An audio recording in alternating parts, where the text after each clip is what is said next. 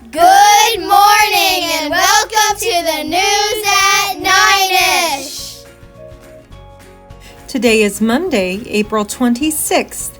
It is Cycle Day 2 and National Audubon Day. Please stand for the Pledge of Allegiance. I pledge allegiance to the flag of the United States of America.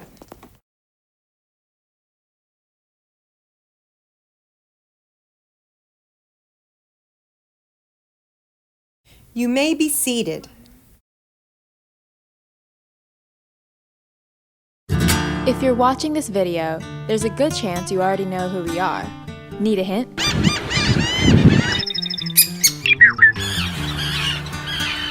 But we have the inkling of an idea that a lot of people don't really know what we do or why we exist. So we decided to take it to the streets to find out, what is Audubon? Audubon Society? Audubon. I know you got the Audubon ballroom. Is it something to do with a German highway? Sounds German.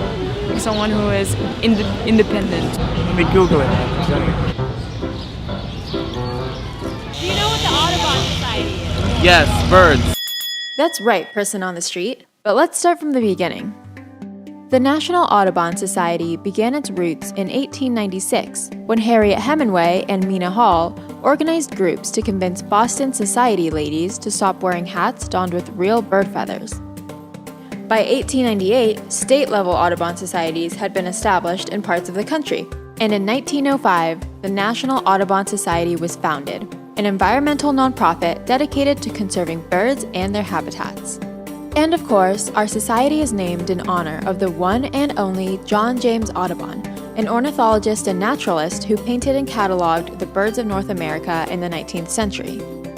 So that was a little history lesson, but you might be wondering, who is Audubon? More than 100 years later, Audubon is now a group of conservationists, storytellers, and advocates, many of whom work directly on lands around the country to preserve precious bird habitats. An award-winning magazine in which we publish stories about birds and issues that affect them in the world we all share. An educator for the environmentalists of our future. A host for the annual Audubon Photography Awards, a contest that shows bird life at its most vivid, vulnerable, and elegant. A pioneer in research, for example, using science-backed climate models to predict how birds in the US and Canada will react to climate change.